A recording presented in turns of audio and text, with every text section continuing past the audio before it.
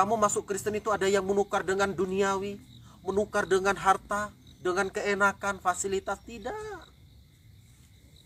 Tidak ada namanya mengikuti Yesus ditukar Indomie, ditukar uang. Tidak ada, saudara. Saya mengikuti Yesus karena saya percaya kepada Dia, karena Dialah jalan keselamatan. Saya menemukan keselamatan yang sejati di dalam Yesus itu. Yesus Al-Masih.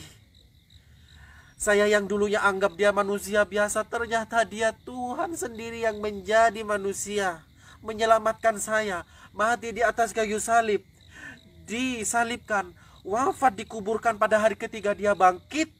Maka benar dalam Al-Quran, hai Isa, engkau menjadi orang yang diberkati di mana engkau berada, di saat lahirmu, kematianmu, dan kau akan dibangkitkan. Tuh, Al-Quran saja di surat Maryam mengatakan, hai Isa, hari-harimu engkau akan diberkati, menjadi orang yang diberkati kemana engkau berada.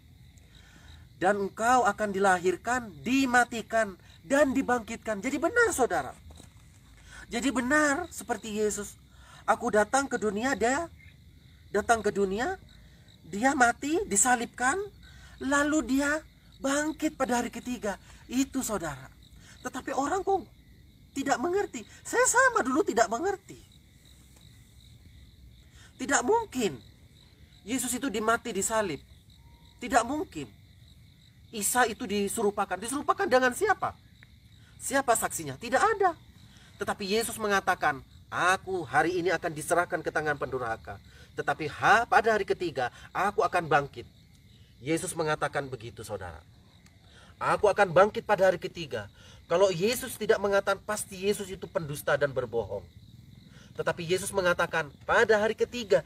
Yesus sendiri mengatakan, aku akan bangkit pada hari ketiga. Memang, saudara, ketika Dia disalibkan memang tidak berdaya. Nah, jadi iman percaya saya kepada Yesus waktu saya di keluarga saya, di kakak saya yang tentara, membuat saya, mungkin dia bisa membuat iman saya luntur kepada Tuhan, tapi tidak bisa.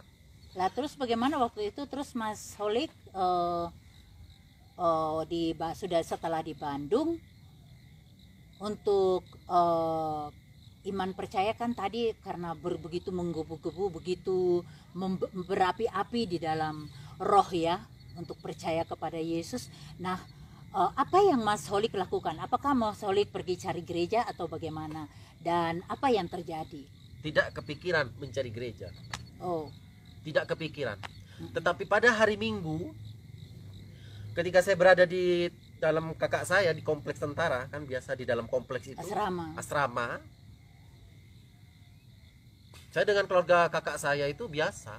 Ya, saya membantu kakak saya, memberikan makan ayam. Saya sholat seperti biasa. Saya sholat, saudara. Saya sholat di tahun 2009 itu. Tetapi pada hari Minggu, seperti ada suara dalam diri saya. Holik, apakah aku yang menyelamatkan kau masih menyangkal aku? Holik, janganlah kau menyangkal aku. Dari situ, saudara, iman saya di dalam keluarga saya tidak bisa saya sembunyikan terus. Apapun saya katakan kepada keluarga saya, waktu saya dari Pulau Madura yang sangat keras agamanya, saya harus merantau ke Bandung supaya apa? Iman saya kepada Yesus itu, iman percaya saya kepada Yesus supaya luntur. Tetapi tidak bisa. Dan sesudah itu, saya pada hari Minggu, saya itu diam pada hari pagi-pagi itu. Saya udah bangun dari subuh, tapi pagi-pagi itu kok saya seperti ada suara, Holik, masihkah engkau menyangkal aku? Saya diam gitu. Di ruang tamu kakak saya itu saya diam gitu. Saya diam sejenak. Apakah engkau menyangkal aku, Holik? Itu seperti suara yang sangat merdu di dalam diri saya, seperti damai. Tetapi saya pada waktu pagi itu saya memberanikan pergi keluar dari rumah kakak saya itu. Saya pergi, tapi saya izin. Kakak saya bilang mau kemana? Saya bilang saya mau keluar. Saya mau keluar. Biasa kalau di komplek kan jalannya bagus ya, kompleknya rapi, saya jalan. Saya jalan, di situ ada gereja. Saya tidak akan sebutkan gerejanya, ada gereja bagus, gereja di situ. Saya lihat gereja itu kok orang kok damai ya, gereja gitu. Gereja saya lihat dari jauh. Nah, saya kaki kok seperti ada suara, mari masuklah, mari masuklah. Kok ada suara itu seperti liri-liri, mari masuklah. Seperti ada suara di pagar gereja itu di dalam kompleks tentara.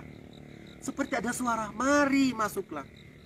Jadi suara itu bukan untuk menjerumuskan, tetapi mari masuklah. Seperti mengatakan suara yang damai, mari datang kepadaku.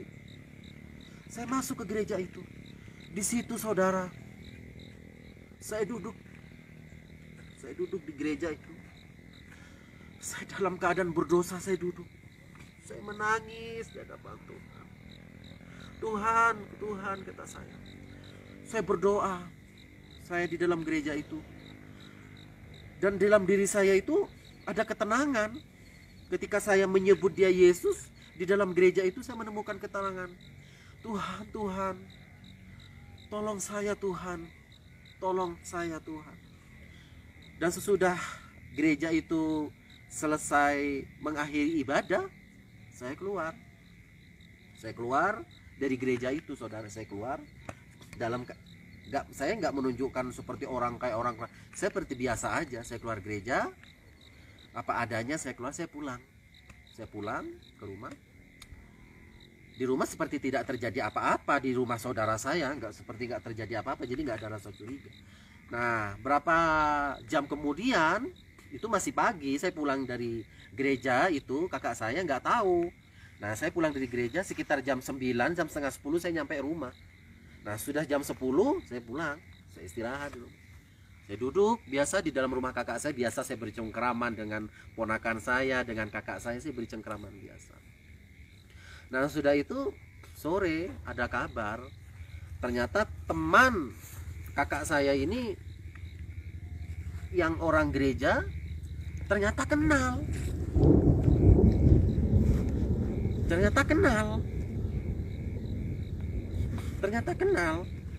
dengan kakak saya ini. Dia langsung bilang ke kakak saya, "Om, saya kayak melihat adikmu di gereja." Nah, melihat saya, langsung kakak saya itu marah. Dalam diri saya, mungkin dalam diri dia, mungkin dia marah. Tapi seakan tidak percaya, kok adik saya kok masih beriman kepada Yesus, padahal udah ada saya. Nah, sudah itu saudara, terjadilah kakak saya mendatangi saya.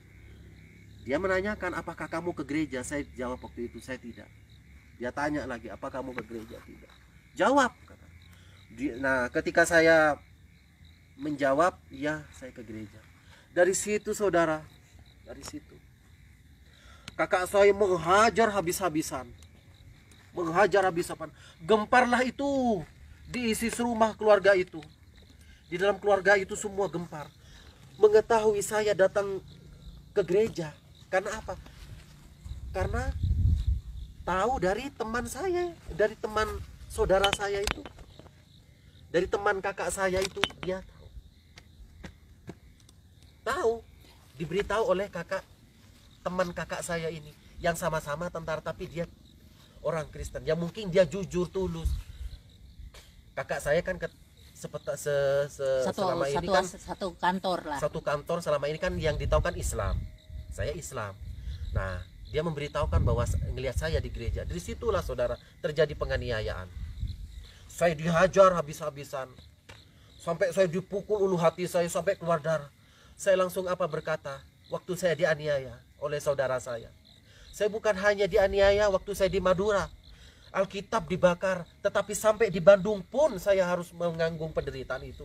Tetapi Yesus berkata, mengikut Yesus harus menderita. Barang siapa yang mengikut aku, kamu akan dibenci. Karena apa? Walaupun diri saya dibenci, walaupun diri saya dihabiskan nyawa saya tidak akan menyangkal Yesus. Nah, dari situ saudara, saya dihabisin, dipukul, dianiaya.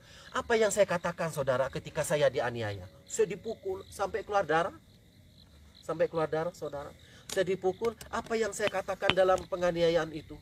Terima kasih Tuhan, aku telah mengikuti pikul salib-Mu ini. Terima kasih Tuhan, saya mengikut salib-Mu ini. Bayangkan saudara, mengikut Yesus, yang saya bukan dari pengikut Yesus, yang saya tidak percaya Yesus. Saya dianiaya oleh Yesus. Saya dianiaya oleh orang, Oleh kakak sendiri. saudara. ya. Mengikut Yesus, saya dianiaya. Karena mengikut percaya kepada Yesus, saya mengalami penganiayaan itu. Malahan dalam ucapan saya, terima kasih Yesus, saya bisa mengikut Engkau memikul salib ini. Tetapi dalam diri saya ada damai sejahtera. Mengapa? Semakin kamu dianiaya, maka iman, percaya, pengharapanmu kepada Yesus semakin dikuatkan. Karena Tuhan Yesus yang bekerja.